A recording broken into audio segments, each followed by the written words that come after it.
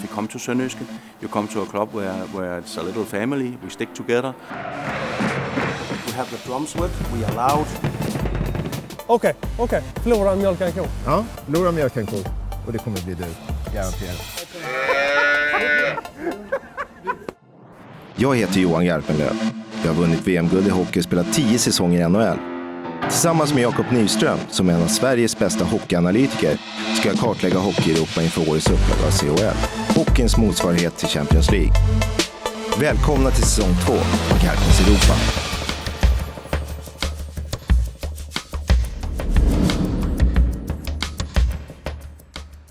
Vojens, det är guld värd.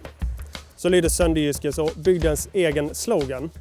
Tittar man på klubbens historia och framgångar så påminner de en hel del om det som Skellefteå upplevt i Sverige. 2002 gick den dåvarande klubben Vojens i konkurs och istället bildades just Sønderjyske.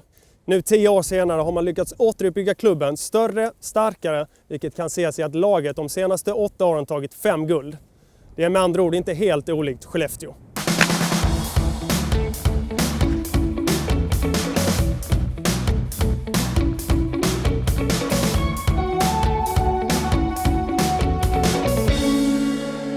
Vi besöker en klubb på sjukt stor uppgång. Alltså 3 DM-guld på 3 år, det är jäkligt imponerande. Man undrar om det är storleken på rinken. Här spelar man på 58 gånger 28 och hemma i Sverige spelar vi på 30 gånger 60. Ja, alltså då ska man ändå veta att den förra rinken var ju till och med ännu mindre. Då får du den här intensiva hockeyn, publikvänligt, mycket fysiskt spel. Kanske det som är nyckeln till deras framgångar. Det är inte omöjligt. All the people around here, crowd, supporters, sponsors, is only going one way. Season tickets selling record again, sponsor selling record again. So it's also a healthy organization, healthy project, and financial is also in Denmark very healthy. The smaller rink was a question of money. The smaller the place was, the cheaper, and then saying with a laugh on, but also that we wanted to play a North American style here. Jag tycker faktiskt den stora är mer rolig än en liten. Det är mer tid med pucken och om du gillar att göra mål och få friläge och sånt så det är lite mer roligt på stora is tycker jag. Obviously, some other teams on bigger ice surfaces, when they come to the small, it's an adjustment. Any adjustment is advantage for the home team. Jag noterar att man hade väldigt många juniorer i A-truppen. Det tyder ju på att de har en bra juniorverksamhet som kan fostra sina egna spelare som kan ta sig hela vägen upp i A-laget. Men det imponerar någonstans att ett litet samhälle som Vojens kan fostra så många talanger. If you look in the books, we were really strong home team. Look in the Danish league, we almost winning all our home games. What we have is an academy where we'll have special technique training for selected individuals in the mornings. So they'll get that twice a week. We're really lucky here in Vojens to have 2 ice surfaces. So that's always a big plus in letting our juniors get enough ice time. Who's the up and coming juniors that going to be really good here in the future? Maybe I shouldn't be saying this, not that somebody takes them away from us.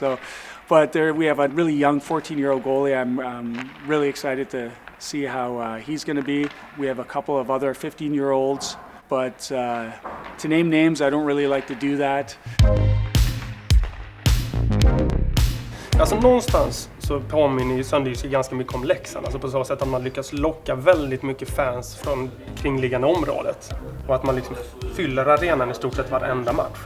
Då ska man veta att de nyligen har byggt en ny arena som tar 5 000 personer, var 3 000 i ståplats. Och det i sin tur tyder ju någonstans på att man verkligen värnar om fansen. Sedan debuten i CHL och DM-guldet i varas har man försökt att behålla laget intakt.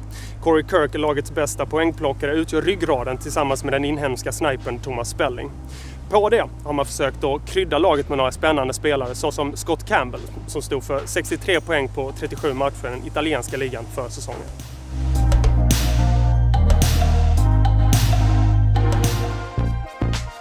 Before in the old rink, we were standing really close to the ice. So when you got 2,300 people in there, it was really like it was 6,000 because it was so loud. and the whole rink was made in metal. So it was just like a little metal box where you were playing with drums all over, so it was so loud you'll never believe it. Men du har ju spelat både på liten och stor rink. Och liksom, vilken föredrar du? Liten, helt klart. Varför då? Nej, men det är mycket roligare att spela, det är mer intensiv hockey, det är mer fysisk kontakt. Allting kommer mycket närmare och händer fortare, och det gillar ju publiken också. Men om du tittar på kvällens match så är det ju... Du har ett lag som spelar på liten rink. Du har ett lag som normalt sett spelar på stor rink. Så vad tror du resultatet blir? Jag har ju skrivit ner på en lapp här. Så att jag tänkte eftersom jag har vunnit 3 gånger i rad där, så får du börja tippa. Okej. Jag tror det blir 5-2 till över 71. Och jag tror första målet kommer i 16 minuter. Innan jag vecklar upp den här lappen så måste vi slå vad om något. Eftersom vi är lite på vischan här och vi har åkt förbi en mängd bondgårdar, så tycker jag förlorar mjölkar en kossa. Han får mjölka en kossa helt enkelt. Är du med på det? Okej. Men vad har du för resultat? 5-2, det är lite kul att vi är exakt samma, men 10-59 första målet i HV. Så att det är målskillnad där. Ja, okej. Tar du bettet? Okej. Förlorar mjölkar en ko. Ja, förlorar mjölkar en ko. Och det kommer bli du, garanterat. How would you describe your fans? If we're gonna say it ourselves, we are the best fans in the whole Denmark. Okay. And that's that because I think it's true. Okay. Because we are many people when we have away games. We have the drums with, we are loud, and we are always behind the team. We are 700 members in a supporter club, and then it's also the biggest in Denmark.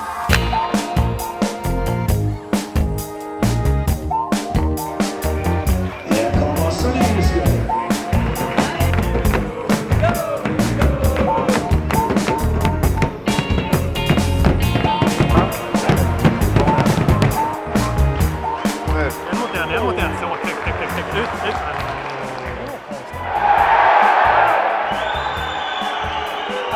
Aha, domarmiss.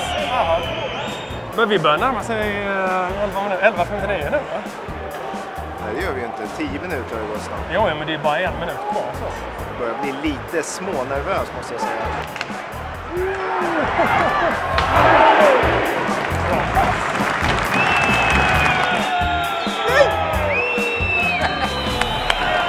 Ja då! Ja! Det är så viktigt! Det är så viktigt! Grattis! Det var en väldigt svår match. De kommer med väldigt bra fart och det är lite annan rinkstorlek och det var väldigt svårt för oss i början i mittzon. Hur stor skillnad är det att spela på det ni är vana vid hemma i Sverige och den här rinken? Det är jättestor skillnad tycker jag personligen, speciellt mittzon. Det är väl den största skillnaden.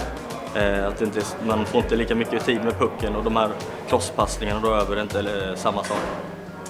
Men Johan, vad har du fått för intryck av liksom hela den här resan? Så jag känner någonstans att jag skulle vilja se det här i Sverige. Jag skulle vilja se att man fick välja mellan 28 meter på bredden upp till 30 meter. Det är upp till klubbarna att välja storlek på rink. Det skulle bli mycket roligare hockey tror jag i Sverige. Mm. Alltså det som slår mig liksom när vi besöker det är att alltså det verkar vara en väldigt välskött klubb.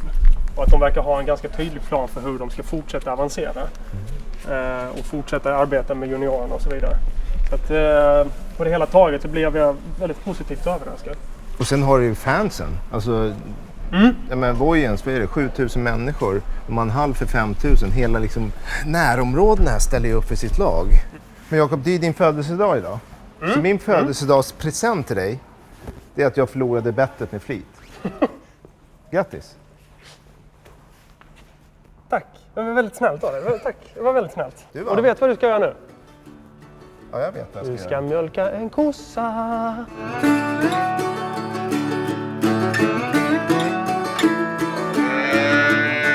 Det var det här vi skulle vara dem. Ja. Det är bara att gå fram. Oh! Oh!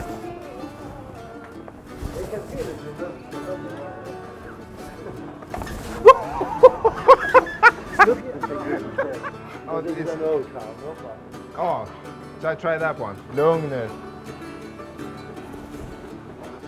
Vad händer? Provar vi.